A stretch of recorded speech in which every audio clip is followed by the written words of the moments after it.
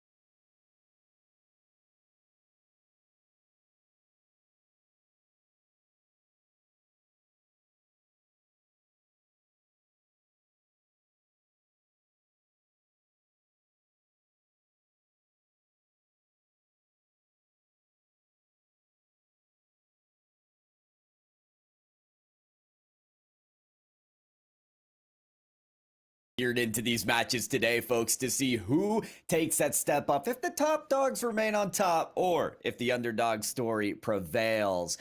I say we've talked enough about it. I say we get into the matchups to get us started for the day. The undefeated South Lee taking on Fairmont, who's, again, sitting at 2-2, looking to get up to that winning record today. All best of 5s today as well. So that's the key here, Captain Etsuke, is we've seen best of 7s, we've seen even best of 3s, which are pretty quick, but instead it is best of 5, first to 3 wins as we drop it. Yep, and here we are. Oh, we got a Merc. You love to see that. Speaking of, shout out to the new Appa skin on the Merc. Again, big fan of Appa. We love them. And again, the Merc. I remember there was a point in time where the Merc was becoming a meta vehicle thanks to one of the RLCS players. He decided to play with the Merc. Meanwhile, it's going to be Juzzo. Got it. In order to get the first goal to go, using a little Fennec finesse. Indeed, indeed. The Merc is tall, but the Fennec got some control behind it. The pros prefer it, and so does Juzzo. Fairmont up in the lead to start things off. And, you know, again, this is against South Lee, who is currently undefeated, too. So, again, Fairmont coming in with an early lead here could bode well just for momentum and morale moving forward. As now, it does look as though we do have some more Fennec finesse going down towards the side. Going out towards the corner. It's going to get hit out from the corner. And now it's going to be followed up yet again. Going back towards the mid. Anybody there to get the save? And it will be cleared away. So as that's cleared away, it's up to South Lee to maybe gather some control in this game. Maybe start to set up a plan forward. It's going to start with a long clear there from Illusion. And so close on the follow-up shot there from Chalo. Still gearing in to get that first goal. They are, but they're starting to knock on that door. Another backboard pass lands close to Chris, but Chris a bit too far forward to get the shot on. Yep, and now I'm going back out towards the side. I mean, you're seeing right now that South Lee is really starting to mount their offense. They're playing from a deficit, and you know, I think they are realizing as the time continues to tick away that they cannot stay at this deficit for much longer. Every second that ticks away is a tick against them. So they're really starting to push up their midfield presence, and they're trying to play a little bit of keep away. But the problem is they can't keep the ball from themselves right now. As once again, Fairmount is just attacking and putting on more pressure to South Lee. And it's up to South Lee to not bend and break off that pressure. They've already gotten a great clear here, setting up for the shot from 2 players. And oh, sometimes it takes 2 to complete the job, but I think there were too many cooks in the kitchen there. South Lee, open look, but the shot ends up high. Yep, that it does. And that's unfortunate too, because again, that one definitely would have, should have, could have went in. South Lee is going to want to have that one back for sure, as the double commit was, which is too costly there. I mean, we all saw it. They both went for the same shot, and unfortunately neither one of them were able to hit it. If you just keep one player back, you know, in the paint even, and you can find yourselves a nice rebound shot and put that in. So maybe next time when they get the opportunity, they'll be able to confirm and get ourselves a tie ball game. But meanwhile, Fairmount still holding on to the 1-0 lead right after halftime. You talked about maybe if they get that extra opportunity. It looks like that is coming to form here. Not a good touch there. Oh, from Fairmont. It may have been Chewy. I'm not sure who's in the corner here, but it's just not the touch they were looking for from the corner. It ends up right in their net. Well, I mean, if you want to put a positive spin on it, at least Fairmount currently has 100% goal participation. You're not wrong, Cap. You're not wrong. Oh, man. Cap's not capping out here, folks. It is 100% goal participation from Fairmont. Just not on the goal that they were expecting. Right now, they need to settle up on the defense. Unfortunately, that is another Fairmont player gone. Pass out to Chris. Chris on the 50-50 against Juzzo. Juzzo wants to be on it again and necessarily creates a blockade against shot from shot that's coming out from South Lee. Fairmont, though, needing more saves than that. Juzzo getting in front of yet another one. Yeah, that they are, as this one's going to get flicked right in front of the zone, too. Look at Fairmount looking to get 3 goals to their name now, technically, as we continue on. And once again, it just seems like Fairmount is bringing the speed, and South Lee just trying to keep up here. And they're doing a decent job for the most part, but they seem to be giving possession away instead of trying to keep it. And that's the problem. They get possession of the ball, and they just hit big clear after big clear. You know, a nice soft touch every now and again, or a pass cross mid will do you some good. I mean, I would like to see that from Fairmount as well, but again, it is going to be Illusion to find the goal to go with a nice little poke here from the midfield. Let's go, Illusion. That's what we like to see. Pulls up from the elbow, quick jump shot in the net, and guess what? That is the first registered shot from Illusion. So you talk about 100% goal participation from Fairmont. That is a 100% shot accuracy coming out from Illusion. Oh yeah, we definitely take those, as now we're right back into the thick of it here in Fairmount territory, as this one does go up high. Illusion trying to come from the bottom, but going to give possession away. As you can see, Sistik is going to try and make a play happen here. They have a little boost to work with. Pass goes out to mid, and a big save and clear coming from the one and only Illusion. Emerging is this great player of Illusion. It came down to the wire, 2 minutes left in the game, and Illusion said, you know what? I'm gonna do this myself. Unfortunately, couldn't get in front of the midfield challenge. Chris is gonna fill into the rotation, and Sistik, that's a scary one, leaves up to an open shot from Chalo that ends up off the crossbar again. The crossbar has plagued the efforts of South Lee, but they remain in the lead, so it may not be the plague that kills them in the end. Chris, a shot fired away towards the net. Fairmont need to bring this to the other side. Sistik blocked on the clear, and the missed opportunity from Fairmont leads to a third goal from South Lee. And you got to give it up to Illusion too. I mean, for the majority of this match, it seemed like South Lee, you know, were playing at that 1-0 deficit for so long. And then we went into halftime. Remember, at halftime, 2 minutes and 30, it was still 1-0 in the favor of Fairmont. And then all of a sudden, Illusion wakes up and they start putting, you know, shots in the back of the net. He woke up the beast, Fairmont, and the beast was ready to eat. South Lee, again, off the dominating performance from Illusion, is going to win this. There's the MVP title, at least on their side. And then when you look at the score on the other side, Juzzo doing a lot of the work. Out of the 4 shots that that team had from Fairmont, Cap, all 4 coming from Juzzo. You wonder if it's okay for Fairmont to just try and feed their top player of Juzzo, or if you think maybe they need to spread out some of those offensive chances. No, they definitely need to spread out, in my opinion. Don't get me wrong, you want to feed your best player, you want to feed your best shooter for sure, but you still are going to need touches on the ball. I mean, you're looking at the other side, every single player from the side of South Lee is getting touches on the ball. You're looking at the shot count, 6 from Cholo, even though they didn't score. But the point is, they're taking shots, they're putting goals on target, and a lot of the time, these shots turn into rebounds, and those turn into goals. But you look on the other side for Juzzo, and they're the only one taking shots. You want to see the big difference, you want to see the possession game, just look at the shot count. It speaks volumes.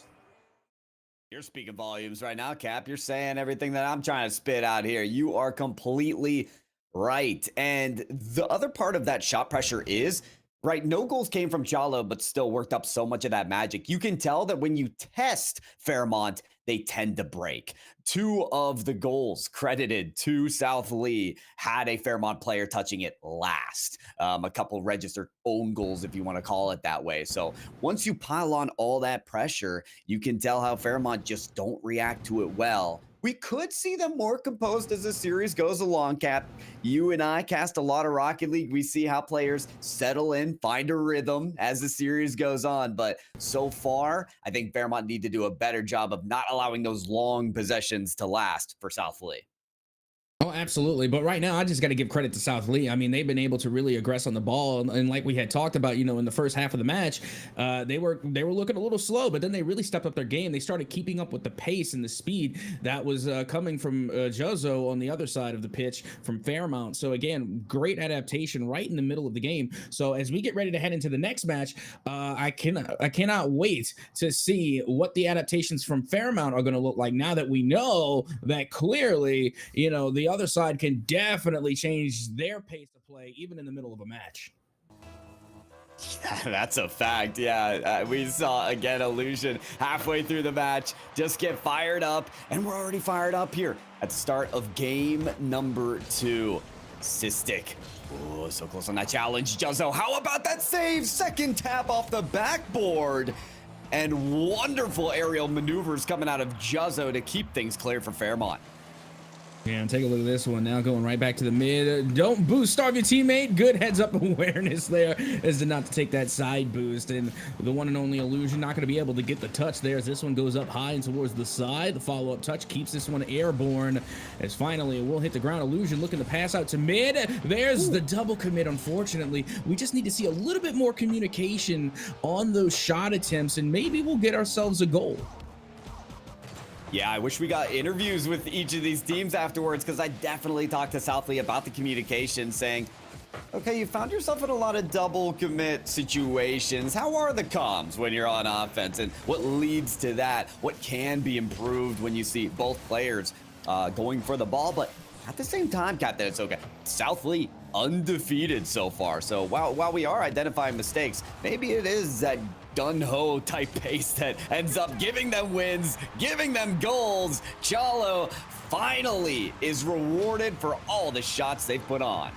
Yep, and no surprise here. Again, a little Finnick finesse. I mean, you saw them go through the mid, and they were able to cut through 2 defenders and then get the flick to put that shot on and in. South Lee now take an early 1-0 lead. I'll tell you what, if I'm ever running late and I hop in an Uber, I want Chalo to be the driver. He just snaked through all of that chaos, all of that traffic. Speaking of chaos, ball on the goal line, and it ends up in. Fairmont just couldn't find an escape route. And look how close this was. Just on the initial shot, it went off the top, then the sidebar, and Illusion just had to put this one back in. That ball was literally threading the goal line for so long, and South Lee just could not be denied at the end of the day. That is going to be the second goal now for South Lee, and it's only been about 1:30. I know, momentum swinging well in the favor of the South Lee team, and Chalo, look at how quickly they work up to this challenge in the midfield. Shot just wide, but recognize how South Lee continue the possession, get more shots together. Now it's Chris to accrue the points for South Lee. Everybody from this team working so well. Oh, absolutely. But you also got to give credit to Illusion there on the assist. That was a great 50-50 out from the corner that was able to hit the sidebar and then set up Chris for that shot. So again, just good teamwork all around. And now we were talking about, their double commits to communication. Once again, it feels like they've made a real live in-time change. So now they're starting to share the ball around, starting to really react to one another on these plays as they get yet a fourth goal on the board. Said they're sharing the ball around. Everybody's eating today. That is everyone from South Lee. For now, Fairmont have to scavenge for scraps as they can hardly find any time on their opponent's side of the field. Juzzo, though, wants to lead the way for the team. That's two. Make it three. Players from Fairmont hauling the ball. Chalo, it's an open lane. Back to the net. And Fairmont, they just can't get things to work their way. Yeah, and look at the read here from Cholo. Again, being able to really cut through not one, not two, but all three defenders to find the opening. That is great awareness and great observational skills coming from Cholo in order to take possession of the ball and then put that shot on and in. Now 5-0 in the favor of South Lee. 5-0. The points are racking up here. An Illusion. What more damage can be done? 50-50 against Juzzo is going to land on the other side. Juzzo faking the shot, wave dashing in for the bump, but Illusion is elusive to it, able to evade it. And, that's awkward there on the goal line. Chewy, I would love to see a bit of presence on the backboard there. I feel like Fairmont, they've got to get some defenders up high so that they limit the free real estate, realistically, on the backboard to pass it to their teammates. That's much better there from Sistik. Was able to get in front of it, grab some boost. How many players can they beat? Attempt at the flick. 50-50 does not go their way. Another advancement runs dry, but Juzzo off the sidewall, denied by Cholo. Yeah, and I'm really impressed with how South Lee managed to step up their pace of play, because in game number one, it felt as though Fairmount were the ones that were playing speedy, being able to outpace their opponent. But now South Lee, all I'm seeing is breakneck speed and accuracy along with it. Not only are they being able to take powerful shots, but they're becoming more and more on target, more and more deliberate, and you're seeing less hesitation. So I'm starting to think that South Lee maybe just had to shake off a little bit of cobwebs there in game number one. Maybe some pregame jitters. Yeah, a little nervousness. I mean, I feel like if I was undefeated, that makes me even more nervous. Like, yeah, you're in a great position, but it's like, you're not just working for qualification. You're looking to be the #1 team of the Sandhills region. And I feel like that crown can be heavy to wear at times, but the wear and tear is realistically in game two only on Fairmont. They're breaking through some of it, though. Sistik finds this ball off the ceiling. Yeah, and this was a great read, too. I mean, look how fast that 50 went straight up into the ceiling, and before it could even touch the ground, you have Sistik there to get the touch and put that one in an open net. Great read coming from Fairmount. They got a minute and 8 seconds to try and find 4 more. You know what? I'm ready to see it. It's rare, especially with the tempo of this game, but Fairmont, you can't hang your head low. You can't just give up and leave that dust on your pants. You got to brush it off. You got to get up and work harder. So let's see what they can do. It's Juzzo in the corner. Let's get past one. Realistically, contending against the entire team of South Lee. At times, Juzzo can just get this ball past all of those cars. Chris is dunked in the midfield. Illusion going for a long clear. Able to get the pass back out to Chris. Juzzo running out of time and denied off the wall again. I think Fairmont know what Juzzo is capable of. Excuse me, South Lee does. And they get a defender up against them in the nick of time as soon as they can. Illusion, a shot. Juzzo, another great save. Yeah, and time is now winding down for Fairmont. And, at this point, it is out of range. I would like to think and pretty sure that at 10 seconds to score 4 goals simultaneously against their opponent, it would, especially when South Lee has been playing such phenomenal defense. Yeah, this one's long gone. As South Lee will take the second game, looking for the ball to hit the dirt, and there it is. South Lee is going to be able to take game number 2. Ooh, this is, I love the fact that we get to broadcast this match, because although South Lee have had this commanding lead, sometimes that's what you want to see, right? When a champion moves on to playoffs, what was their origin story like? What were some of these gargantuan win matches looking like. And for South Lee, it's not just Illusion, right? That was game one, but now Cholo getting 2 goals, tying it with Illusion. Chris was getting in the mix at almost every succeeding play for South Lee. And like you said, whether it was working up the jitters or the cobwebs, whatever it was, Cap, South Lee looking more and more like a cohesive unit. Oh, absolutely. And you know what? They are playing somewhat to a role type of play style here. I mean, you're looking at Illusion, they're being the shot count person, at least there for game 2. In the first game, it was Chris. They had a phenomenal shot count, but this time, Illusion, they're going to be getting two goals on for their 6 shots. Meanwhile, you do have Cholo, who was shooting at 100%, 2 goals for 2 shots, and all the while, you have Chris, who is being the bruiser of the group, getting 3 demolitions on the board, clearing the way for a lot of these shots. So again, everybody seems to be fitting into their roles quite nicely, and if they can keep up this rotation, I think it's going to be phenomenal. And not to mention, they're also playing a great game of keep away, keeping possession in their favor and keeping their opponents from the ball. As once again, you do see South Lee with a total of 10 shots on the board, keeping the ball away from Fairmont and limiting them to only 1 shot. Yeah, that 1 shot, I think, speaks volumes for Fairmont. It says that, hey, Fairmont, if you want a chance in game number 3, you're going to have to put up more than just 1 shot. You're going to have to find some way to break apart this relentless attack from South Lee, because at times the possessions are suffocating, right? They're rotating around the midfield very nicely. Again, we saw Chris there with 3 demolitions. Sometimes you don't even have all the players on the field to get a clear. So what can you do to sort of communicate that transition? Say, hey, I'm going to get the clear, and Juzzo, go ahead and move upfield. I'm going to send this ball to you for a swift counterattack instead of being so readable on defense. So let's see it, guys. Game number 3, we're going to hop right in here. South Lee has the lead in the series. They are on match point. It comes down to this game to get the sweep ready against Fairmont. Or, I mean, you're looking at Fairmont here, and they could try and start the works of what could be a reverse sweep. Both are possible, but with the way South Lee has been playing, I mean, I know they're going to be looking to end things here and now.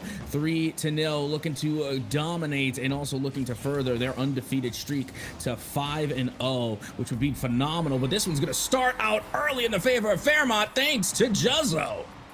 There it is. I talked about enabling Juzzo on the counterattack, and well, here it is. Long clear from the distance. Lands it for Fairmont.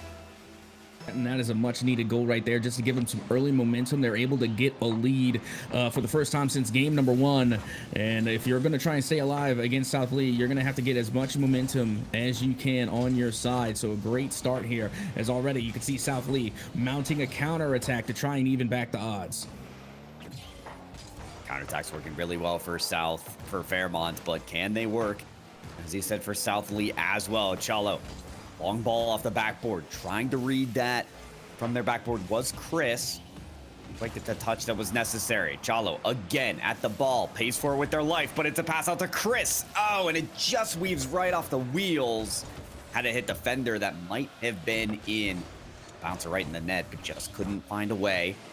Chewy with the miss on the ball, Illusion downfield. But so far, Fairmont doing a much better job of going toe-to-toe with South Lee. Yeah, that they are. And then, you know what? It's because they're playing with less hesitation. They're playing with less cautiousness. Anytime that they're seeing South Lee make an attempt for the ball, they're getting up in their face. You know, they're making sure that there's an obstacle to try and get around. And that's how you have to play. It doesn't matter if the shot is going to go on. It doesn't matter if it's not. You have got to interfere on almost every single play that South Lee is trying to make. That interference is showing, improving well, disrupting South Lee out of their typical rhythm. Oh, and Juzzo off the sidewall, just so close to that, but Sistik able to follow up on it. Says, I'll bail you out, buddy. No worries on the miss. I can follow up with something. Juzzo tries to get this away. It's still really close. Cholo picks up the scraps and turns it into something beautiful. And look at Illusion there being the spearhead for the offense. And then there we go. There's the rebound from Cholo as they're able to put that one on and end. Great read. And that's what we were talking about earlier, why the shot count is so important. Because even though Illusion came in, put the initial shot on, and it was saved, that rebound still left an opportunity for Cholo to put it back in the net. And now just like that, we have a tie ball game. And a lot of 3v3 in Rocket League is based on those second chances. And whether it's reading 50-50s or even passes off the backboard, saying, hey, our first chance is really just to test the defense. Our second chance is going to be the dagger. So how can you read that? How can you even just watch your teammates boost and say, oh, they're low on boost here, I'm going to play for a closer challenge, or high on boost, I'm going to let them develop the play and then react a little bit later. South Lee able to work up some great opportunities on those second chances. Yeah, now a big open opportunity here in the 1v1 going all the way back to South Lee territory, but it is saved and cleared away once again by Illusion, who's going to put this one in towards the mid. Juzzo puts it out towards the side, and now the pressure is on for Fairmount as this one will go back to Illusion. Has a passing opportunity here in the mid as that one does get cleared out. That was one of those scary clears, Cap, because we remember the game one, Fairmont had touched the ball last on 2 occasions when it went in their net. So I was a little bit scared there, and a little scared maybe his Illusion, but it's looking fierce in the eyes of potential defeat, batting that ball away, crediting themselves with a save. Juzzo slowly from the sidewall takes the ball towards the net. Cholo, simple rotation on defensive line to cut it away. Gonna get a shot as well. Hops up for the ball, but lands back on the ground. Sistik takes it away. Potential counterattack here for Fairmont. They work it over to the midfield line. Unfortunately, Cholo had to go AFK for a moment, but there they are, back in business with the demolition. South Lee looking enabled. And look at Chris trying to, get the little flick and switch there as Illusion does come through with the follow-up shot and Cholo to finish. And that's what we like to see. It was a 3-way pass play. This team just got activated. Lovely work here. Everybody wanted a piece of the pie, and I think they're eating good tonight. South Lee, it had to be a comeback. It had to be 2 goals in a row to take the lead, and it was almost 3 there. But the ball bats right off the post. Fairmont, what do you got to keep this series moving? Let's see, they got 1:10 to try and equalize, as now you can see the ball back in South Lee territory as this one does go right in front of the paint, right in front of the net. That one does get bopped away by Juzzo, and now it's going to go the other way. South Lee trying to keep possession in their favor for the last minute of play, so that way they can confirm their win and keep their undefeated streak alive. Will it be that way? Will Fairmont just allow for it? Or will we see their best right here? They've got to get in front of this shot. They do. Fantastic work there from Juzzo, who has a full tank of boost. Oh, but even with that full tank, flips right past the ball. Able to get the dunk. There's the 50-50. Juzzo demoed off the field, though. A natural lethal striker. That's somebody you need on the ball while you're starting to work it towards the blue end. Illusion, 50-50. That works its way back up the wall to the ceiling. Chris goes. Pass to the midfield. Nobody there. Juzzo has to beat his way by a teammate just to hit this ball towards the other side. Here it is. Shots there for Fairmont. No. And now with only 10 seconds, they've got to make this next goal work to keep this series alive. Illusion downwards. Final effort for Fairmont. Desperation effort. Ball lands on the ground. They can't bring it around. South Lee takes the win in 3. Yep, that they do, and they're going to keep their undefeated streak alive. Now 5-0 in the series, but I've got to give it to Fairmount. They definitely stepped their game up in a major way, especially when they needed it most. They were able to get a goal on the board, and look at the shot count. Look how much better. Look how much even. Only 1 shot was the difference maker between the two, and it's no surprise that only 1 goal was the difference maker. So great on Fairmount to make those adjustments while still in the series. Normally, you'd have to wait for the game was over, you go look at VOD review, and then you make adjustments. But the fact that Fairmount was able to make those adjustments in real time, that shows true potential in this team. And I'm not giving up on them yet, but today it is all GG's to South Lee. It's going to be GG's for South Lee. I'm not giving up on them either. Fairmont ended up being 2-3 at the end of all that, as that series is said and done. South Lee continuing on with a 5-0 record. So credit to this team who continues that undefeated streak in the conference qualifiers for VESL, their spring 2024 Rocket League Conference Quals. We're going to continue with week number 2 very shortly. Up next, folks, is Grays Creek versus Pine Forest. 2 teams with winning records. Could be a close one. We'll see you after the break.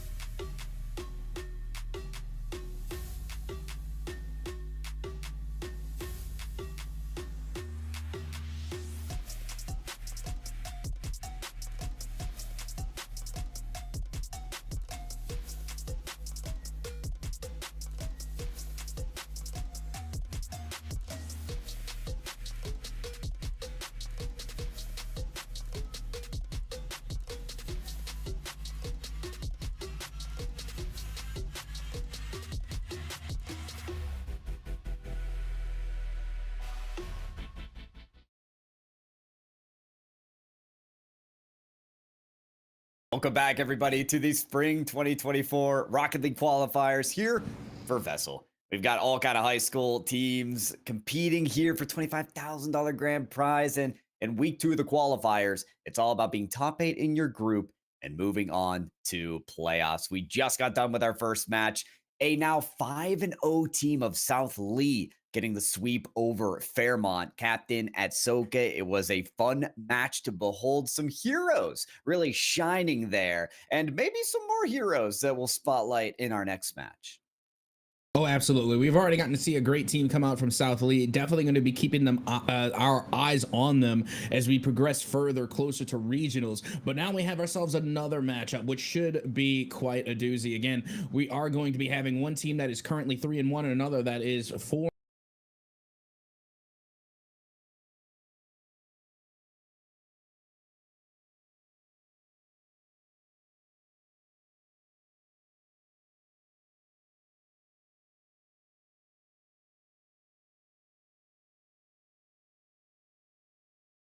Also low-key imagining a creek versus a forest here, you know, like isn't the creek like in the forest? So who has the advantage there? I'm not really sure. Maybe we just have to take it to the battle cars to find out. So let's get into it. I'm about to say a creek tears through the forest. It does. It does. So with that wall of trees of defense, maybe the creek will find the lane.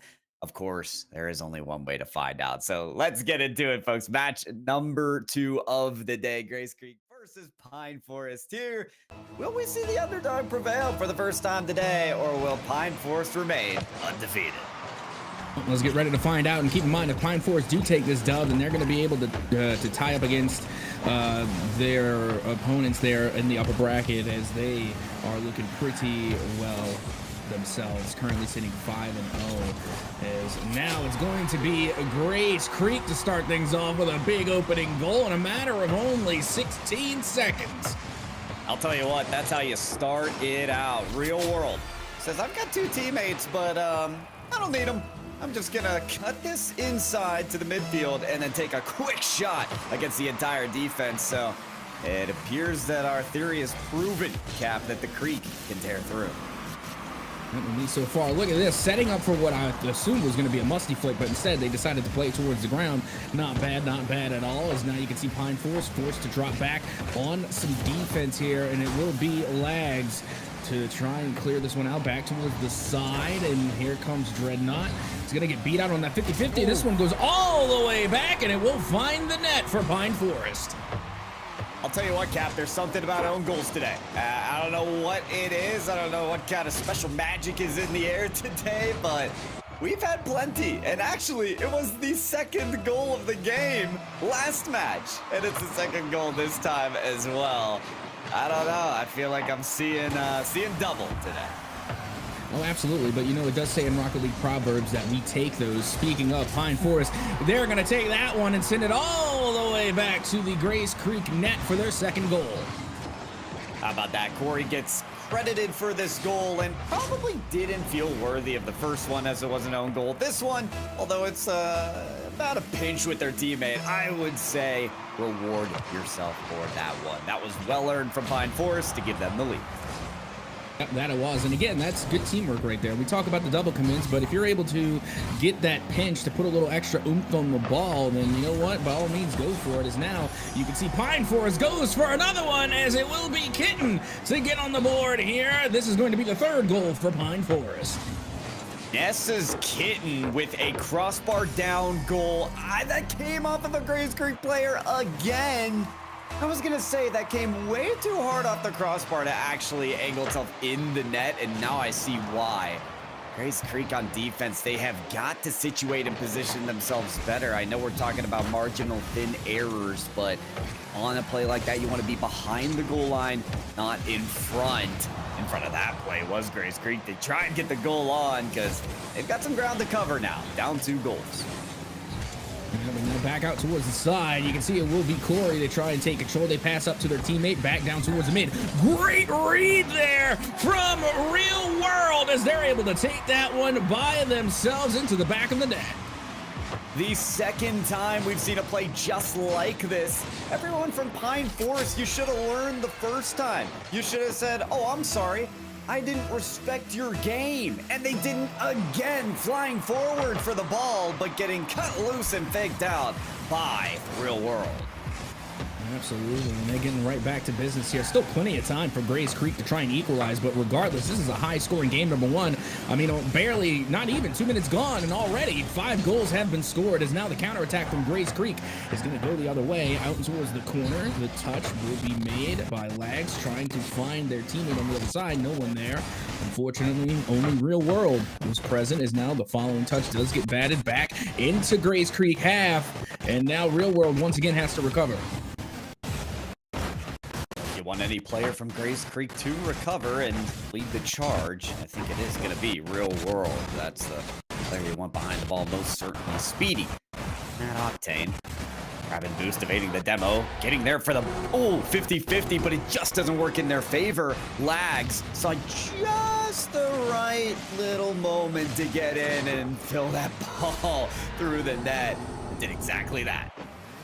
Oh, absolutely. Not to mention that follow bump that came immediately before Lags actually came through with the score there. I mean, they really opened it up. And again, that's what you have to appreciate, you know, your teammate putting in that little extra effort just to clear the way for your shot. And it paid off dividends. Again, love seeing the physical play coming out from Pine Forest. It's huge. It opens up plenty of opportunities, but how can Grays Creek again tear through like they did earlier on? So far, it's just been Real World to find those lanes, but they come up to the whole team to create those avenues. That's SS Saea. I haven't figured out how to say that name yet, Cap. To try and get to that ball.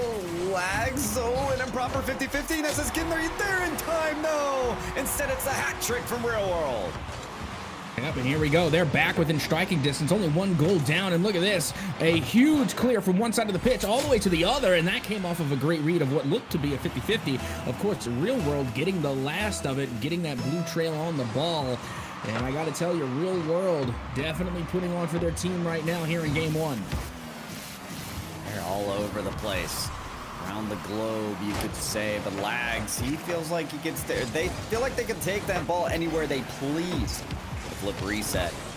And make it towards the backboard. Corey, the better of that 50-50. Saya, I'm going to go with, is in front of that one. Has the aerial play as well. Air dribble all the way. Has a teammate down below. Real World takes the shot. And it's saved. Turnaround there from Corey. Oh, backboard touch. Could be time for Pine Forest, but instead, Grays Creek find a way around. And it's the shot in the goal from Real World. How do you tone down this player? You know, you see, that's the question, but I think they already have the answer. I mean, we have seen the side of Pine Forest time and time again look for these bumps, look for these demolitions, but it's hardly, I don't think I've seen one on Real World yet, but I mean, I think maybe that's where the demos and bumps should go, because every time they touch the ball, it ends up turning into a goal. It really does. Got that magical touch. Real World pass another, setting up for the flick. There it is, under the crossbar! It's a masterclass from Real World! Can we also talk about how there have been 9 goals scored here in Game 1? I mean, to be honest, like, this is one of the higher scoring games I think I've seen in VESL so far. And you know what? I'm not disappointed. Again, Grays Creek working from a 2-goal deficit at a point, and they managed to turn it around and now have a 1-goal lead over Pine Forest as we continue on here. Only a minute left here in Game 1. Well, I don't know if I'm more mind blown that there's 9 goals or that all 5 goals have been scored from Grays Creek. From Real World, but rewrite the narrative, because Saya turns it around and says, you know what, Real World, I got your back, let me help you out. And again, that was a great dribble move there and a nice air drag as well to get over not 1 but 2 defenders. And now 55 seconds left to go, and the tables doth have turned as Pine Forest, at once with a 2-goal cushion, is now on the other end of a 2-goal differential, but still a little bit of time to try and make up. We know you're undefeated so far in the qualifier rounds. What can you do to keep that record? 2 goals in 37 seconds. For how many goals we've seen, it is possible, but they've got to get around to this one. Real World behind the ball. Oh, takes it around 1, grabs the boost, shot on target. Lags, pokes it out. Here's Saya for the follow, and they rip through again. This time, tearing it to shreds. Look at this cheeky bump from Real World. They stop, they turn, and they're able to get that last bump on that defender to clear the shot there for Zaya, and that's why it's so important you don't give up on the play after you forfeit the ball. There is still some efforts to be made. So again, great teamwork and great plays being made by Grays Creek, as now there are only a matter of 15 seconds left to go, and Grays Creek enjoy a 3-goal lead. Oh, they'll enjoy it. They will revel in it because they had to work for it. First 5 goals come out from Real World. Saya follows up on 2 for themselves. And, well, I think Dreadnought is just happy to be a part of the party because Grays Creek takes the first win of this best of 5. That they do. Take a look at this. I mean, my goodness, it was a pretty fair match through and through. The demos definitely did favor Pine Forest. Unfortunately, not a lot of them converted to goals.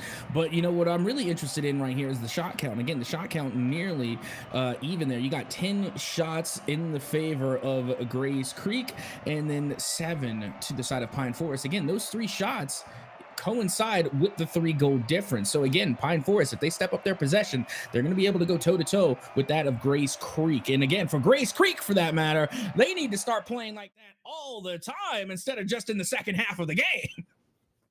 Couldn't agree more. You know, the shot counts are good. It's nice to have the advantage there.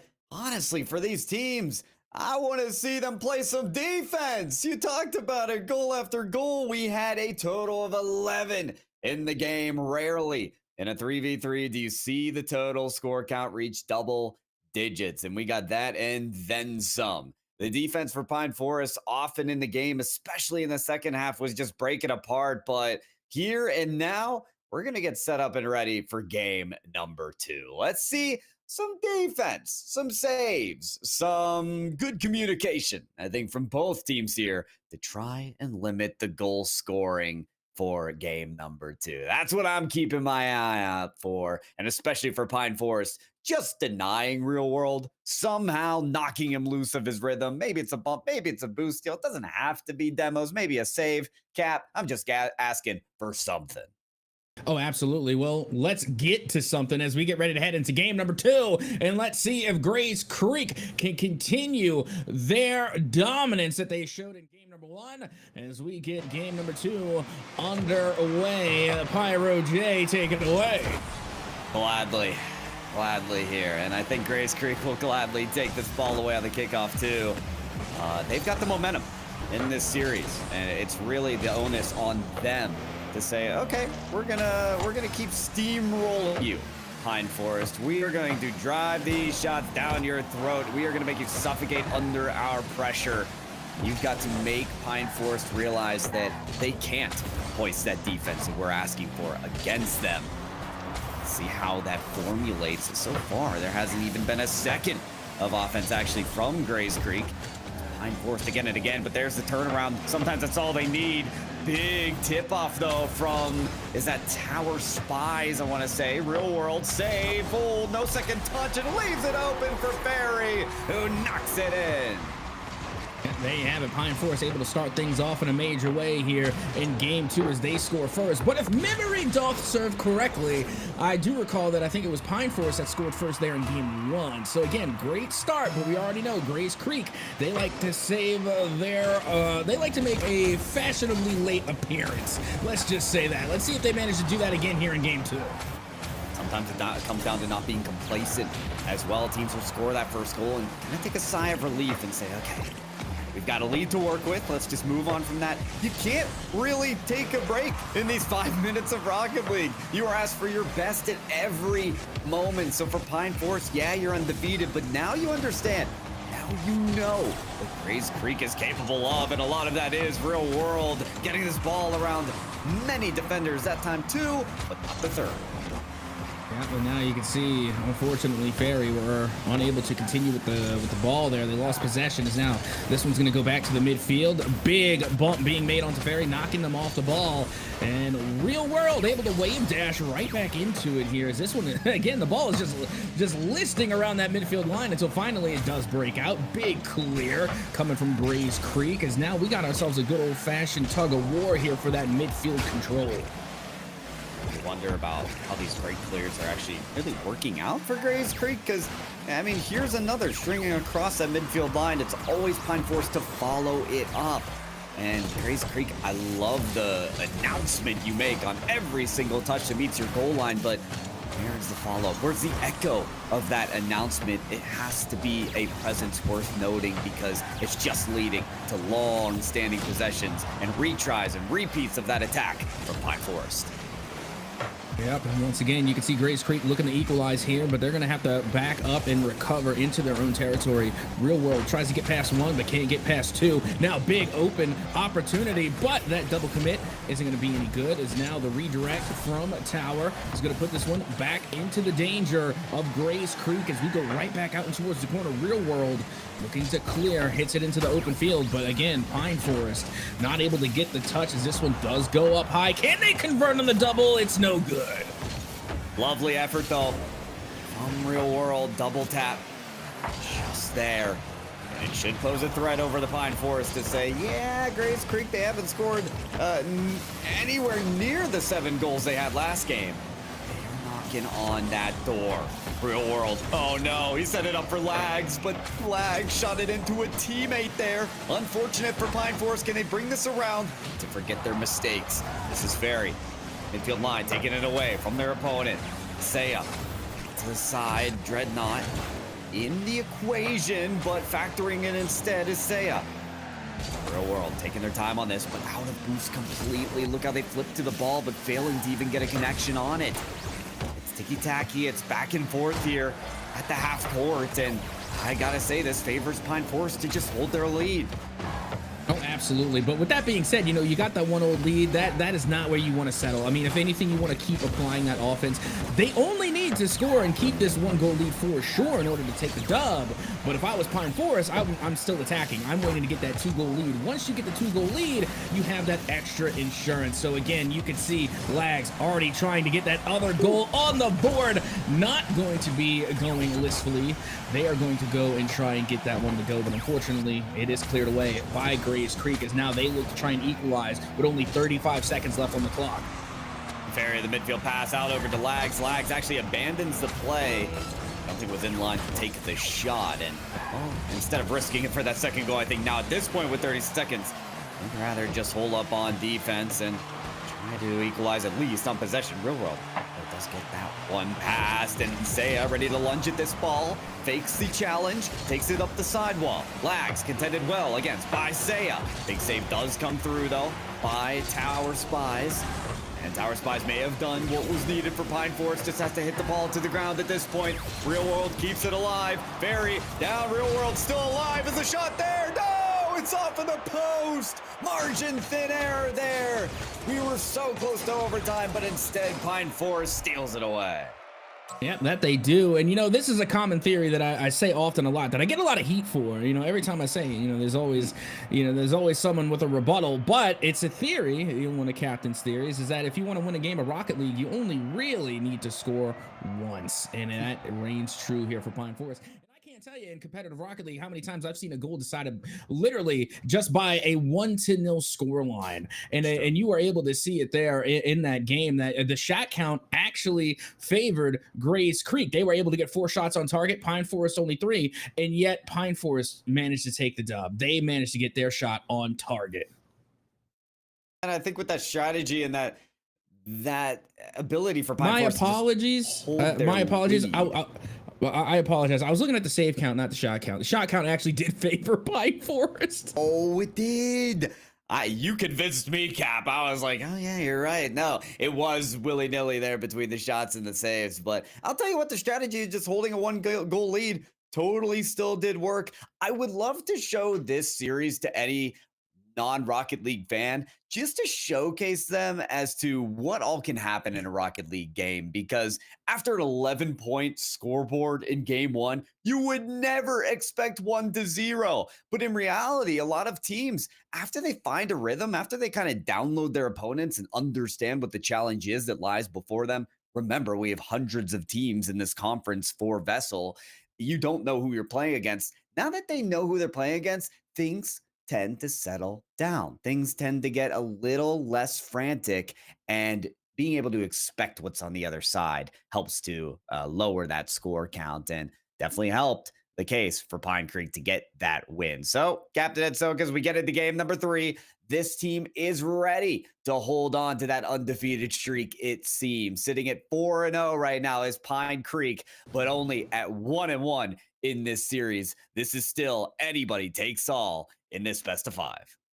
Absolutely. Let's get game number 3 underway. As already pretty interesting to see that we have ourselves a tie series. I'm definitely pleased with the rebuttal coming from Pine Forest, but can they get another win on the board?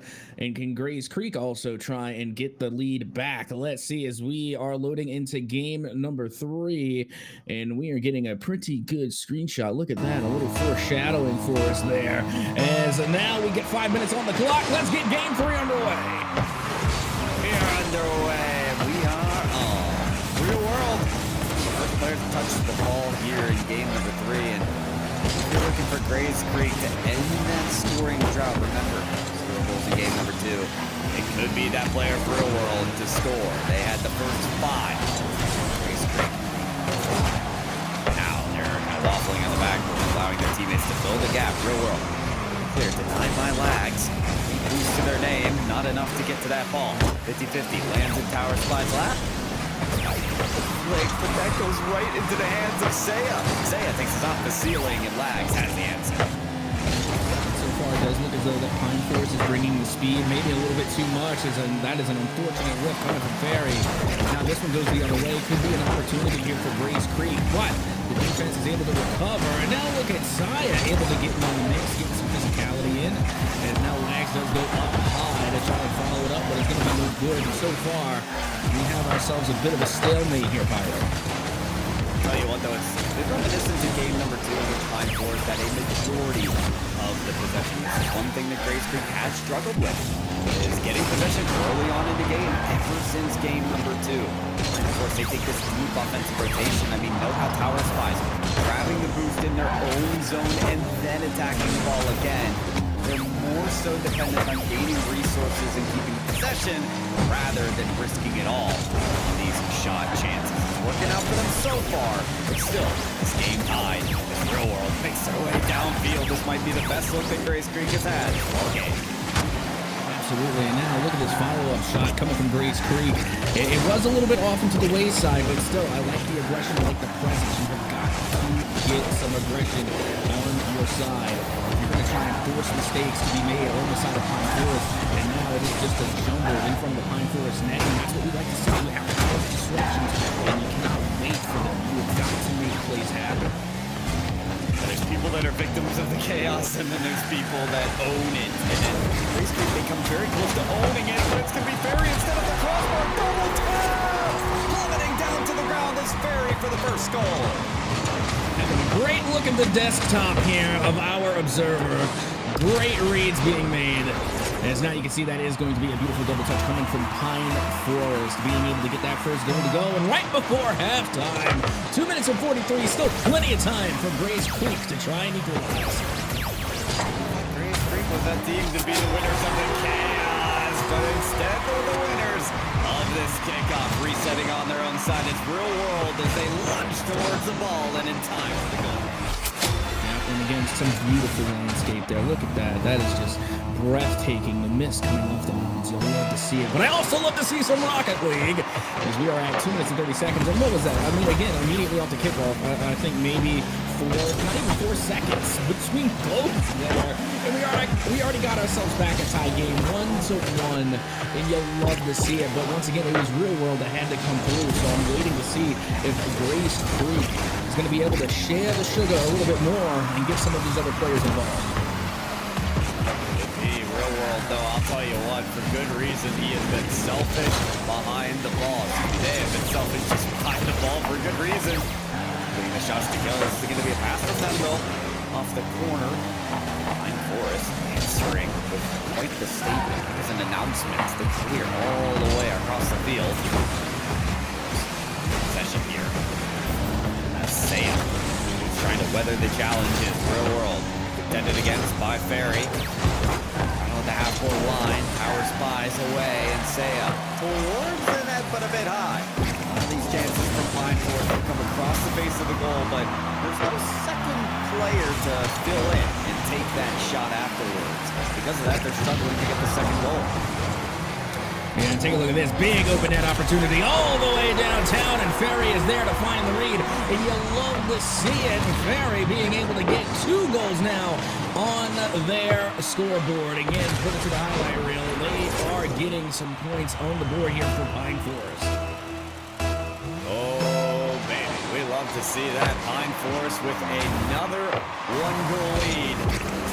I gotta say, sometimes it is just interesting as an analyst to watch Grays Creek as they are losing by one, because they tend to force these players in a position they have to score, where they have to take risks, and a lot of the times this team looks better when they're taking those risks. So what kind of play will we see from them coming out this time as Real World starts from the corner?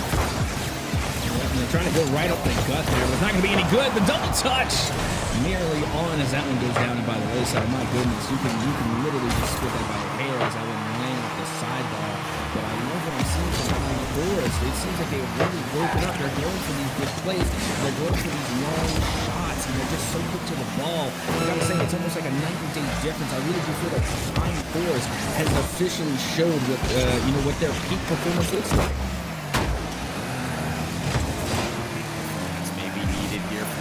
Creek if they want to hold the lead in this series. It's going to be a pop-up high from the corner. Grays Creek, they've got this ball on the right side of the field now for 10 seconds. They just need to find a goal.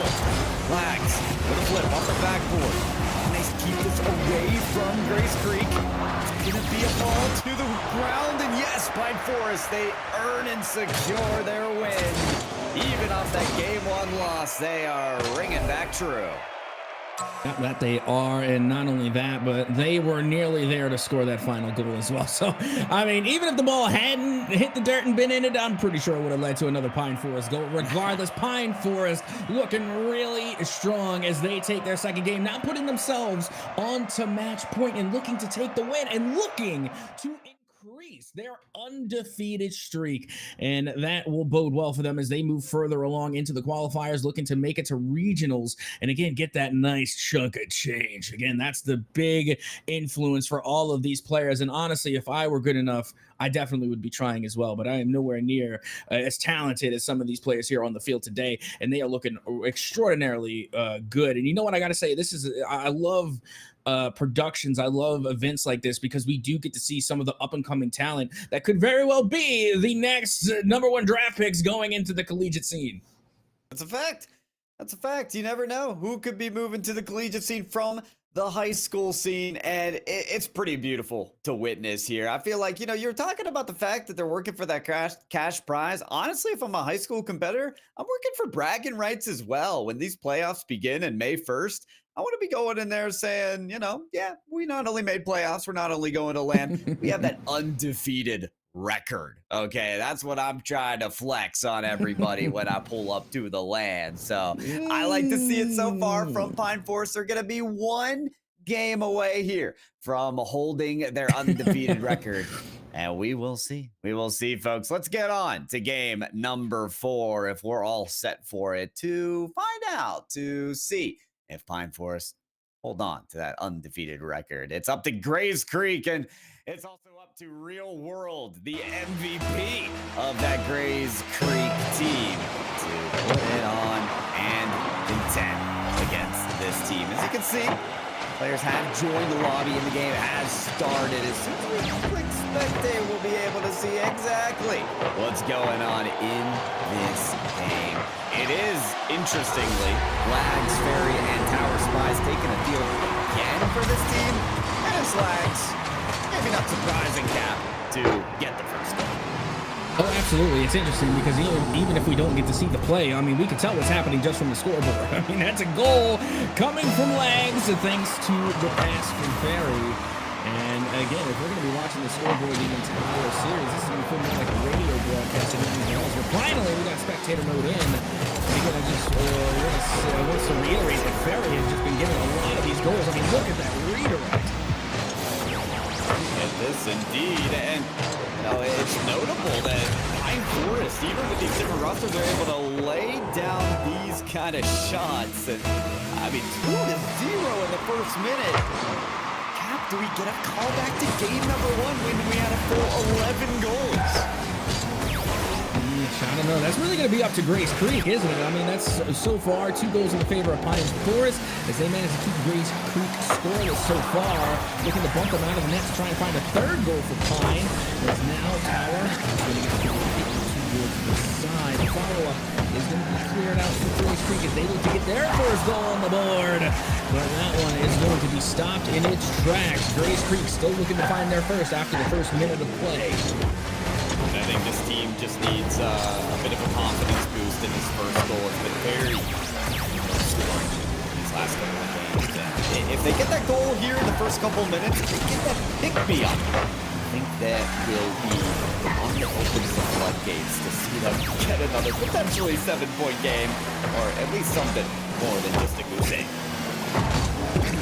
Word to Kendo Slice, the homer. That's the one person that I think I heard first use the goose egg and probably uses it the most often. I love Kendo. Big shout out to some of our colleagues here in the esports space. Meanwhile, once again, it is Grace Creek on the defensive side. That touch from Pine maybe woulda, coulda, should have been a goal, but instead will not be capitalized on as we are approaching that 3-minute mark. And I gotta say, Pyro, it feels like Grace Creek has spent a lot of time in their own half. And you wonder what it's going to take to break through. I mean, I know Real World is trying to take the torch and lead the way for Grace Creek out of their own half, but realistically, I'd love to see maybe something like this play here, Saya set up that teammate of Real World. Let them strike. That's a great midfield pass for them to shoot on this, but nobody's there in time. That's the moment I want Real World on the ball, or at least on defense, but they just can't keep up. Yeah, and now Ferry just continuing their scoring streak. I mean, if I'm not mistaken, I think that's a hat trick for Ferry already. And even if it's not, they have clearly been the goal scorer for Pine Forest. But with that being said, as you had mentioned, we haven't really seen a lot of players get involved on the side of Grace Creek and Pine Forest. I've already seen several assists, sometimes sloppy, not the best, but still enough to give Ferry opportunities for shots on target. So again, we're seeing a lot more of a team effort coming from Pine Forest. Where in Grace Creek, it kind of seems like they're just playing a 1v3, 1v3, 1v3. Yeah, it does really feel like that. And sometimes you can get away from it, get away with it, excuse me, yeah, in the sense that some players have we've seen that partly from Real World as they'll dribble with these quick cut-ins and then flip past the rest. But realistically, 3v3, that is a team game. And you will find so much success, especially at the pro level, with these team passing plays and finding your teammates and communicating that. So let's see if players like Dreadnought can get more involved. It may be necessary as there's just 100 seconds now for Grace Creek to make their mark. Big demos being made in order to clear this one out for the favor of Grace Creek. Pine Forest there to recover as they are still enjoying that 3-goal cushion. Look at the flip reset now. Looking to put a little razzle-dazzle on that one. I don't blame them at all. A little finesse never hurt nobody except their opponent. And now the follow-up shot will go on, and I'm loving this from Pine Forest. Look at the aggression and look at the shot count continue to go up for Pine. They're not letting up. You can barely tell that they're winning by 3 already because they're trying to win by 4, by 5, by 6, however much they can work up against Grace Creek. It feels like revenge for having Grace Creek score 7 on them in the last game. On the line, Grace Creek starting to open up the lane to score those demolitions, but that never came from the game time. Dragonaut was playing back to get those bumps, to get those demos.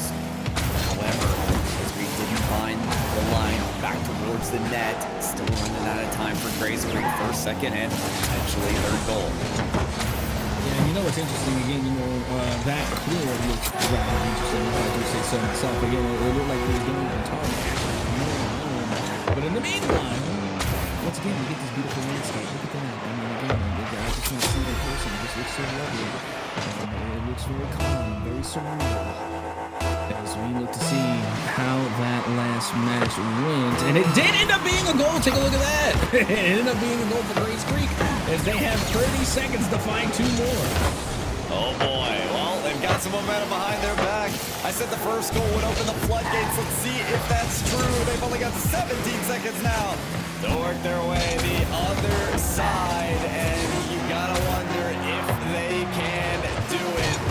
And you just have to try to imagine no longer as we have the game back on the screen in 2-1.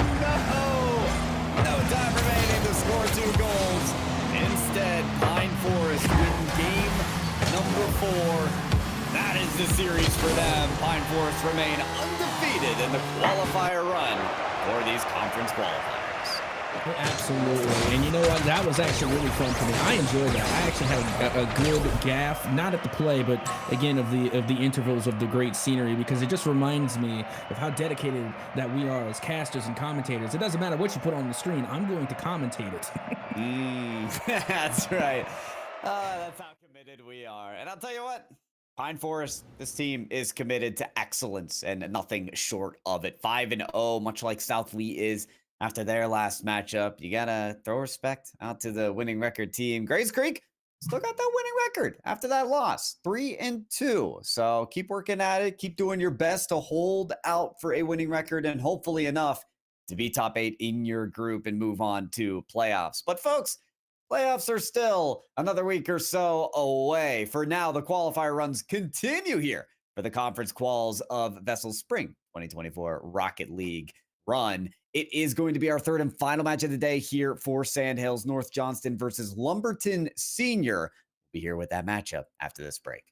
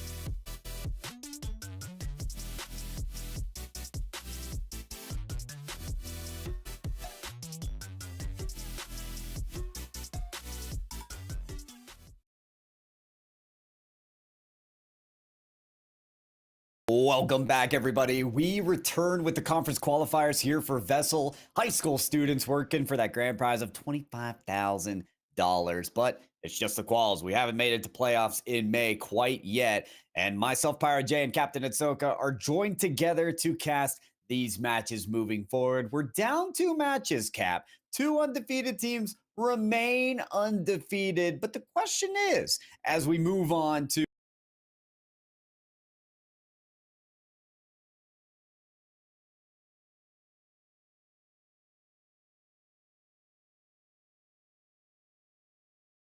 Johnston with a T, and if you get that reference, then you and I can be friends. But regardless, getting ready to head into the next match up there, and it is going to be quite the uphill battle. North Johnston, they're not, or Johnston in general, just not having the greatest record starting out. They're looking at a 1-2 record, but again, this could be a big win for them, especially getting it on an undefeated team. If they were able to come through here, it could be a big morale boost, and they're going to be able to equalize against some of their colleagues here in the qualifiers, giving them a much better standing and a much better shot at regionals. So again, a lot on the line for Johnston as we get ready to head into our game number 1 between these 2 teams to see if they have what it takes to move on and put themselves that much closer to going to regionals. Ooh, just the sound of regionals, just the sound of playoffs. That gets me excited, and I'm sure these players are thrilled to get into this game number 1 as we have gotten started. 10 seconds in, you can see it. North Johnston in blue, Lumberton Senior there in orange, and we might see a whole lot of blue today because that's the side of the field we're on. Lumberton Senior set up themselves for the first goal. Yep, that they do. And take a look at that. It's going to be Lumberton Senior there on their side, being able to find that first goal to go and literally wasting no time. It's only been 20 seconds and already Lumberton able to find the first goal. Now looking for a second. Look at this. My goodness. Asvo able to find 2 in mere seconds. You know what ASVO reminds me of? If you replace the A with an R and the O with a B, it's an RSVP, and they RSVP to attend their opponent's net from North Johnston. They will be there, and they are for the second goal within 30 seconds so far. A fantastic start. I just have to point out that this person's name on the side of North Johnston, G. Zenobi. I like it. I don't know why it stands out to me, but I can definitely dig it. I'm a sucker for player names. At the end of the day, that's something that's really unique with esports is player names. Meanwhile, Sway with a 4 is able to find the 3rd consecutive goal for Lumberton Senior, and we haven't even reached a minute of play. How about that? I'm with you, though. Like, Zenobi just rolls right off the tongue, you know? It's G. Zenobi. We'll see if Zenobi gets a little time on the ball right now. They went for the kickoff, but ended up being Sway. Beat them all to it. Midfield action here from Lumberton Senior. Sway turning around and problematic for North Johnston because a bit too much time given to Sway to set up this air dribble. You know what? This might be a little bit too soon to tell, but from what I have seen of Lumberton Senior so far in terms of mechanical prowess, not just from one player, but clearly from all of them, I think this might be the best team that we have seen so far in quals. It has been 1 minute of gameplay, so I agree being a little hesitant, but what I see, I might have to agree. You can even tell just from Sway's Fennec design, right? They have the anodized pearl paint finish going on, and that is only used by like Champ 3 GC and up, Even SSLs love that style. So I agree. Everything reads towards a great Lumberton Senior program. And honestly, I'm looking at the mechanics too. I mean, we've already seen some beautiful air drags, half flips, wave dashes, even a musty flick, they clearly have some high level mechanical prowess that honestly we just haven't seen a lot of or at all today. So again, game recognized game. You and I, we're in the business. We know what game looks like. And honestly, right now, it's looking like Lumberton Senior. And when you look to the other side for North Johnston, right? Just in the sense that there's hundreds of high school teams competing, right, in these qualifiers. gotta recognize the fact that there are gonna be really experienced players, and there's gonna be other players that are still developing the talent on the roster, are still trying to work up to the same rank as their opponents. There is no way that that shot doesn't go in. That ball may have been 99% of its way into the net. Yeah, that should have been a goal. I'm actually going to advocate North Johnston on that goal just to say this is where we need like booth reviews in Rocket League. You know, you got to challenge the play. That should have went in, but there's no denying forgets as they put this one into the back of the net for Lumberton. Well, don't make me a referee, because I won't even look at the replay. I'll just feel so bad for them to give them the goal. I'm like, you know what? It should have been in. Yeah, okay, take it. Because you just blame the physics engine at that point. But you can point fingers any way that you want here, Captain Ahsoka. But the reality is on the scoreboard. North Johnston down 5 now past the halfway mark. Yeah, that they are, and they're continuing on. I mean, look at the pressure there. Another shot from the ceiling from Sway. Again, showing us all a little bit of that finesse that we love to see so much. 2-minute warning now. Lumberton Senior still up 5-0 as finally North Johnston, thanks to Vani Wani, is going to get their first goal to go. There we go, and that's Zenobi with the physical play, saying, get out of my teammates' way. This is Vani Wani all day. 1 on the board for North Johnston. And there we go. I mean, there's still 2 minutes on the board, so honestly, as far as Rocket League time is concerned, I still think that's enough time to get 4 goals. But again, you're going up against Lumberton, and they're putting in shots like this. This is that mechanical prowess I was talking about, Pyro. Absolutely. Sway with the flip off the sidewall, and then the presence of mind to stick around the ball afterwards, just for that finishing factor, just for the rebound, just for the final effort. Lumberton Senior, they are a team that follows their shot, that completes the play, that allows for no job to be unfinished. And well, this job just continues to set objectives and complete on their results.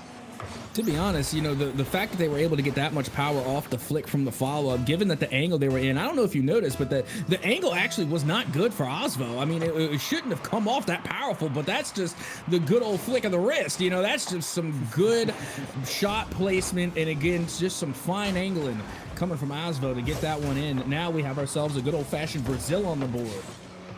That's a little bit of swagger here from Lumberton Senior. You know, you can score goals. You can just knock it in the net, or you could come in with a little bit of style points, and we're definitely seeing that. Lumberton Senior, in fact, cross-court clear from Sway. Flip reset there.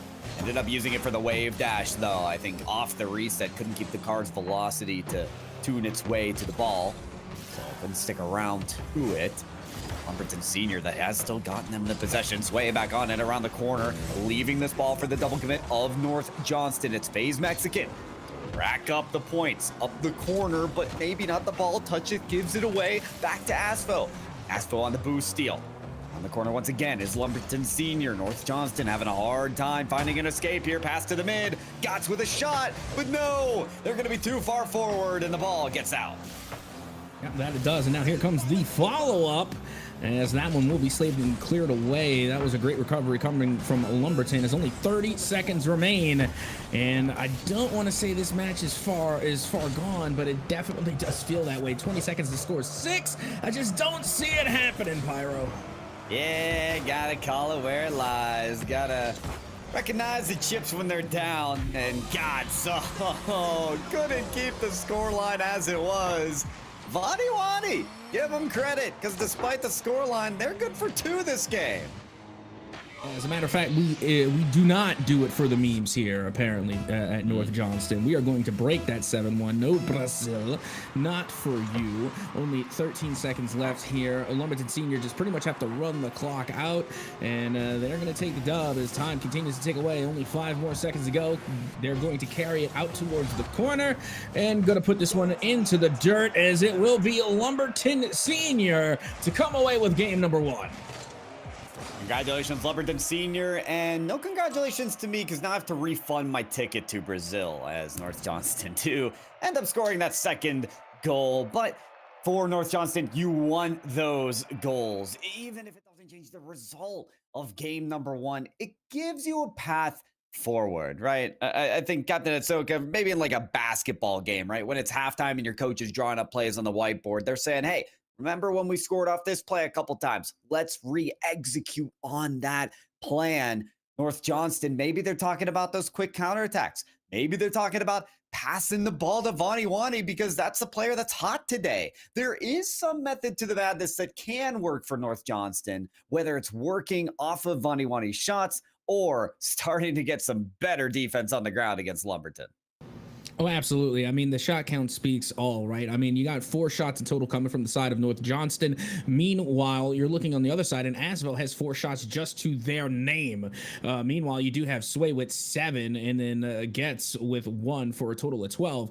And that's just absolutely phenomenal. That's some phenomenal possession. That's phenomenal offense. And, you know, that's the old adage, isn't it? You know, sometimes the best defense is a good offense. Well, right now, Lumberton has an amazing offense. Amazing with an exclamation point. Couldn't agree more. See how that offense works its way, though. In the game number 2, Lumberton Senior, you are undefeated here in the qualifiers here for your conference of Sandhills for VESL. And that undefeated streak continue, especially as it is in regards to a potential sweep against your opponent here. We match over to the game number 2 to find out exactly if they can push forward for all of that. Captain Soka, I want your opinion because I feel like we've had these high-scoring games early on, but then it starts to settle into some low scoring in game number 2. Do you think we rack up the goals here in game number 2 again, or are we gonna have some low scoring efforts? I mean, I don't think we're going to have necessarily a low-scoring effort, clearly, as Sway is already going to be able to get the first goal to go in a matter of in a matter of 7 seconds. But do I think we're going to see double digits? I mean, I really don't think so. I think Lumberton is still going to come in strong, but I'm expecting North Johnson to also step their game up. So again, I'm not expecting as high of a scoring game as we have already seen, but I'm still expecting a lot of goals from Lumberton. That's fair. That's fair. Let's see how it really ends up going. And as well, you know, you mentioned Zenobi. You said their name was great, and I agree. I'm expecting the wall of defense to come and maybe the form of that player. This time, though, it's FaZe Mexican with the clear. Unable to follow it up, though, and the pass from Lumberton Senior does reach its way towards the net, but not close enough. Miss there.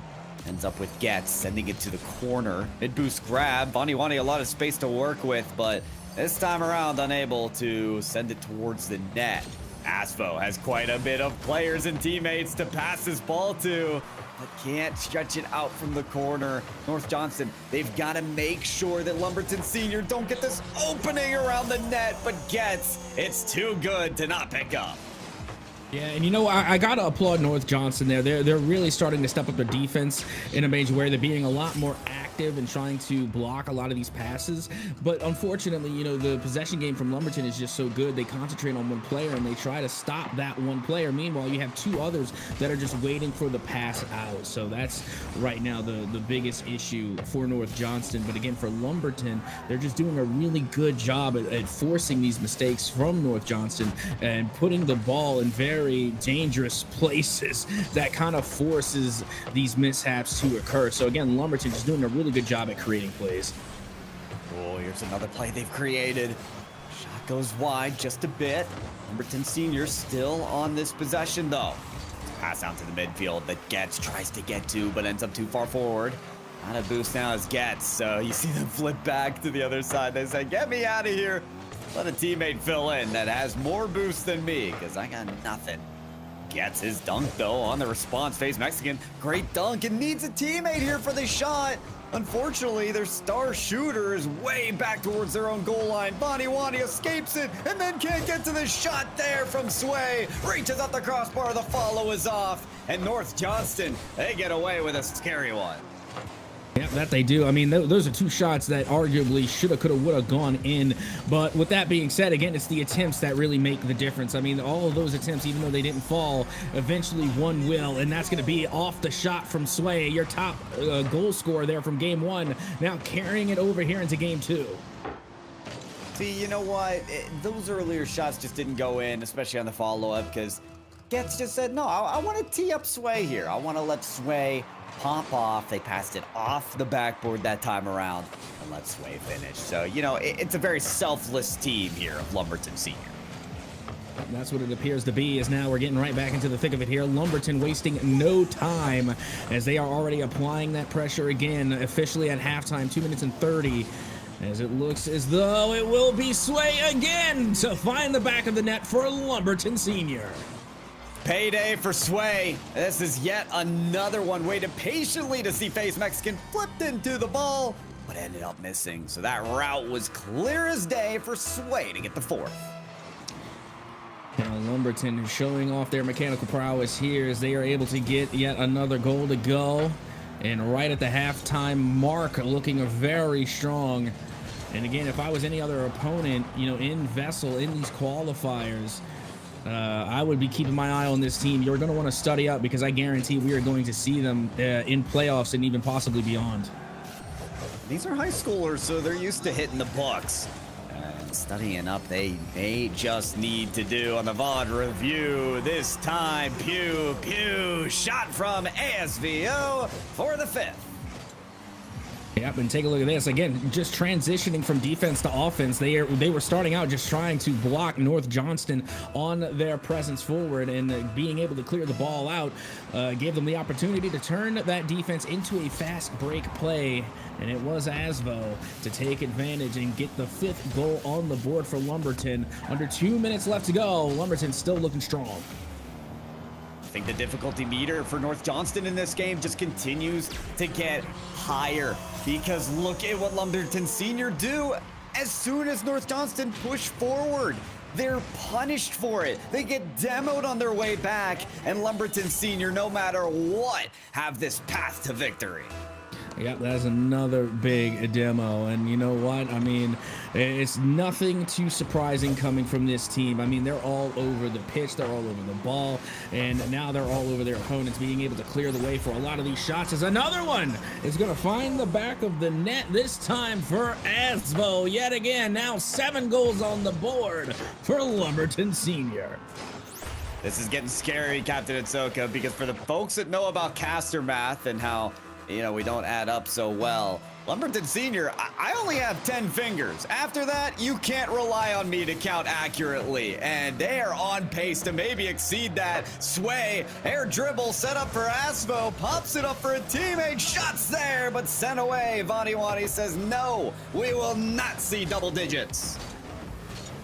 Well, still plenty of time to try. And remember, it was around this time that North Johnson were able to get a goal on the board. So let's see if they can try and do it now, as already you do see Getz trying to get the ball past not one, but both defenders. Finally, this one does get hit up over to Getz again, back and towards the mid. Can't get the read off the backboard, though, as Asvo is going to keep this ball inside of North Johnston territory as time continues to tick away here in game 2. Taken away, entering the fray is Lumberton Senior again. Solid save though from G Zenobi. So Zenobi starting to get into the action, working their way to the corner as well. Can they get an aerial in store for this attack? They try, and in fact it's a double commit. 2 are lended a hand towards the play, but none of it's enough. The flip reset goal for Sway. And again, some more finesse and that mechanical prowess that we have seen from Sway time and time again. And again, love the enthusiasm for Asvo to try and get in and get their touch on the ball, because Sway has had enough. They got to let some of the other teammates pop off. Asvo wants some highlights too. Share the wealth, Captain Itsoka says, and share the wealth they will. FaZe Mexican for the first goal, North Johnston. There we go. Good cheat up too. And also big shout out to FaZe Mexican just for bringing in the Dommy again. If you remember way back when, before the Finnick was a thing, it was the Dominus that was up there with the meta vehicles. So again, you know, I love seeing some good nostalgia, even here in Rocket League.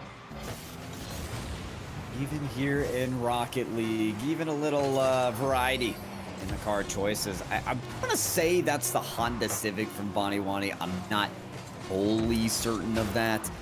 It looked like it. Yeah, it kind of does. Or from G Zenobi.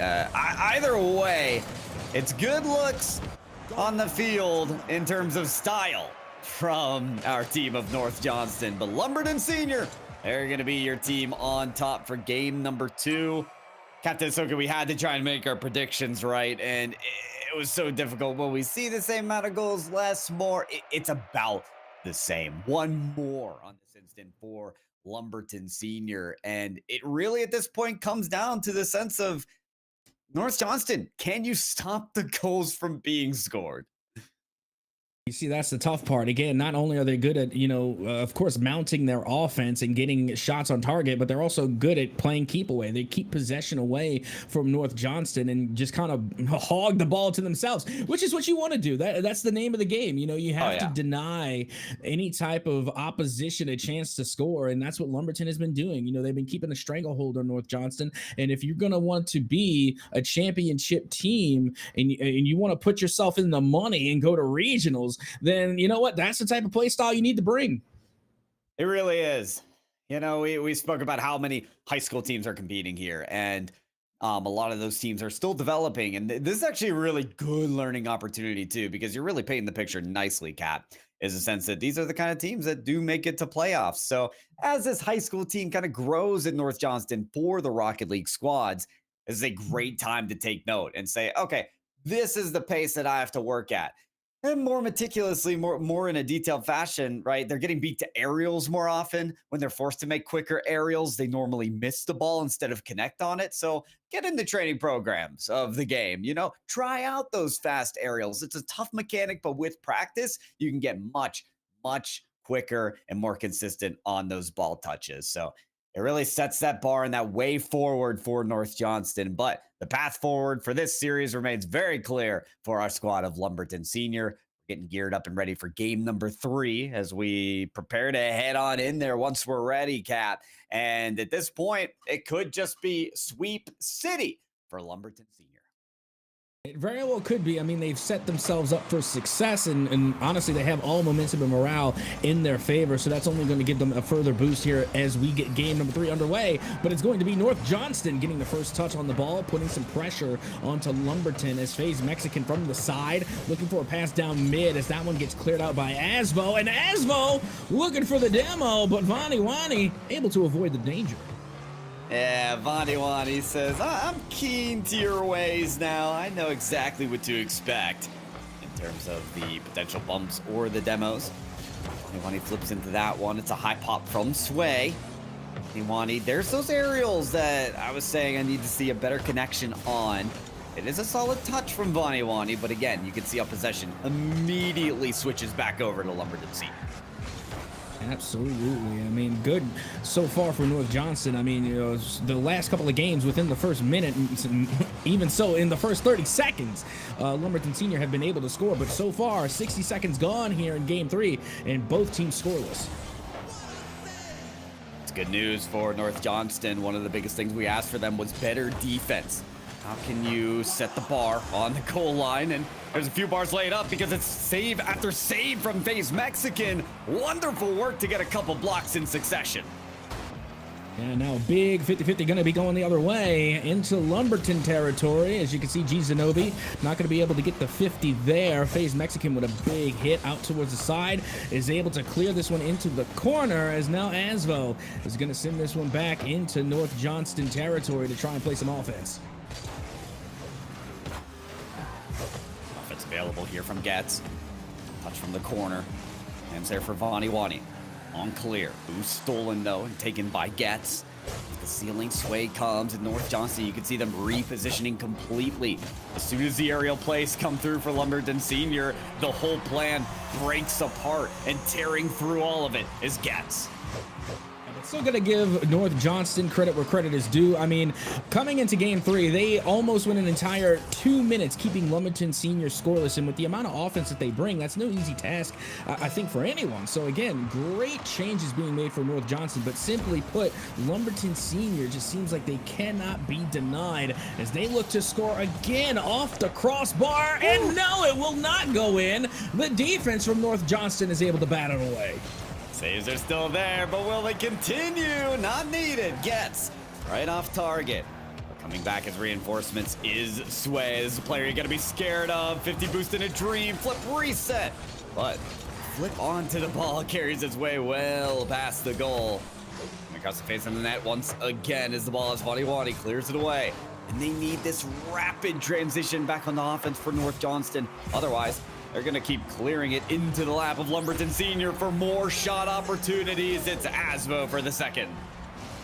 Yep, no surprise there. Again, Asvo has been, one of the two. I mean, it's definitely a whole team effort, but I mean, I got to say, when it comes to a lot of these offensive plays, it's been Sway and Asvo that has been getting on the highlight reel time and time again. Again, a lot of mechanical prowess and aerial acrobatics being displayed between the two, and I know that Asvo has been hungry to get more plays on that highlight reel. No doubt about it. 2-0. Lumberton Senior still up in the lead. And again, Asvo just happy to be getting these shots to go with their team. What could be coming here? Wani, a flip across over to the half-court line. Gets plays out to the side. That's G Zenobi following the ball with FaZe Mexican. Ooh, just flips to the side. And that's going to be just about everybody. If Sway can follow this ball, it's going to be an air dribble to the net. Has a flip reset all the way to the end zone. Sway, third goal. I'm about to say, you couldn't let Asvo just have their goal, right? You had to one-up them, Sway. I mean, my goodness, being able to take it off the wall all the way through with the air drag and then finish it with a flip reset. Why not? If you got it, flaunt it. If you got it, flaunt it. That's right. The finesse is there for Lumberton Senior, and especially from Sway. A highlight reel being formed during this series. And now, feels like the red carpet walk here, Captain Itsoka, for the final minute 30. Lumberton Senior, they see the paparazzi, they see the cameras. They're like, yeah, take a picture as we move our way down, but maybe some tumbling on the way there, maybe some tripping hazards, because North Johnston don't seem to be letting up. Oh, absolutely not, and I don't blame them. Again, when you consider what's on the line, this is a big opportunity for these high school students. I mean, think about it. We've never had these opportunities when we were in high school, and not only is this a great opportunity, but it's a very beneficial one. I mean, not only are there esports opportunities to display your talents and what you're made of, but there's also 20 grand on the line. Come on, now you gotta bring the ruckus, and it's gonna be Getz to bring the fourth goal here for Lumberton Senior. Bringing in the ruckus, succeeding off the chaos. Lumberton Senior, goal after goal.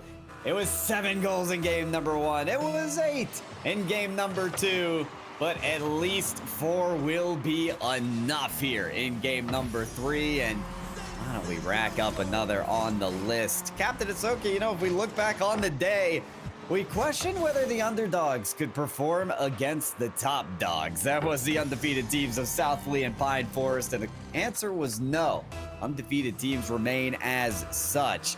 Narrative continues. A top-heavy Sandhills conference we have here for VESL as Lumberton Senior, barring a miracle effort here with a goal from G Zenobi, is going to continue that way.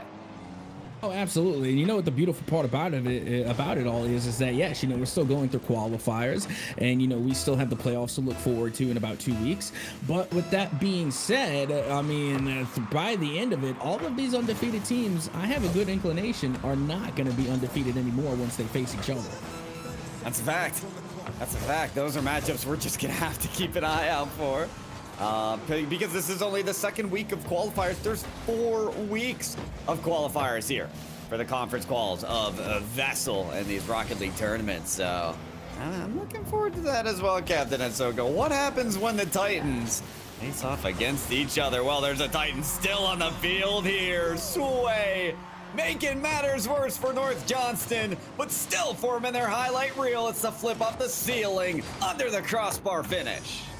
Don't get me wrong, I get it. At events like these, especially, for these big high school events, there are going to be college scouts watching. So you're going to want to you're going to want to make a name for yourself, so that way you could possibly get recruited in one of these great esports programs that are offered at a lot of these universities.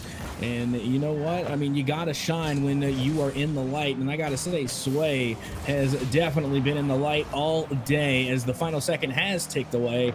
And they're going to pay homage to Rule 0. Probably my favorite rule in Rocket League, to try and keep this one up, as that one is still alive, but it finally hits the dirt, and Lumberton Senior will take the series in 3. Can't believe Sway was formulating another play of the day there, Captain. It's so good. That last touch off the backboard, the fact that the ball even reached part of the way in the net feels like thievery. I mean, that was just savage. But yeah, what do you make of this win from Lumberton Senior? And I gotta ask, Captain Etsoka, did your prediction of this team, Lumberton Senior, being the best of the undefeated teams today hold true? Or would you say Pine Forest or South Lee have that upper hand? Nope, Lumberton. Sorry. I mean, no offense, but if you're gonna, look, Pyro J, you know me. I don't sugarcoat much. I try and be as polite as I possibly can. But at the end of the day, I mean, I consider myself the Rocket League villain. You're the angel on one wing, and I'm the devil on the other. You're talking about the honor, the prestige that comes with winning this tournament. And I'm over here like money, money, money, money. But in all seriousness, though, Lumberton Senior, from what I have seen, the mechanical prowess from Sway alone is far beyond than I think we have seen all day today. And not to mention, you still has Asvo and Getz, who have also showed that they have mechanical prowess as well whenever Sway allows them to show off their talent. So no, I think Lumberton is a very stacked team. And if I was anyone else in these qualifiers right now, this is the team I'd be studying up on. If anything, I would try and schedule a scrim against this team before you actually have to play them in the quals and get some good practice in. I'm with you. Schedule scrims. I know VESL takes their teams very seriously with a lot of coaching available for these teams as well. So not only those learning lessons and studying up on these teams doing so well like Lumberton Senior, but maybe get some scrims in as well, I think would work out great. But folks, scrims, qualifier matches, all of that, they're over here for Sandhills. Our undefeated teams for this qualifier round of week number 2 continues for South Lee, Pine Forest, Lumberton Senior, all gathering wins today. From myself, from Aki Bob, from Captain Ahsoka to my side, it's been a wonderful time presenting you the qualifier matches here for the Conference of Sandhills of VESL's $25,000 Rocket League Spring Tournament. We will see you for the next 2 weeks still with more qualifiers before we get to playoffs of these wonderful North Carolina high school teams. And until that next time, have a great day and we'll see you then.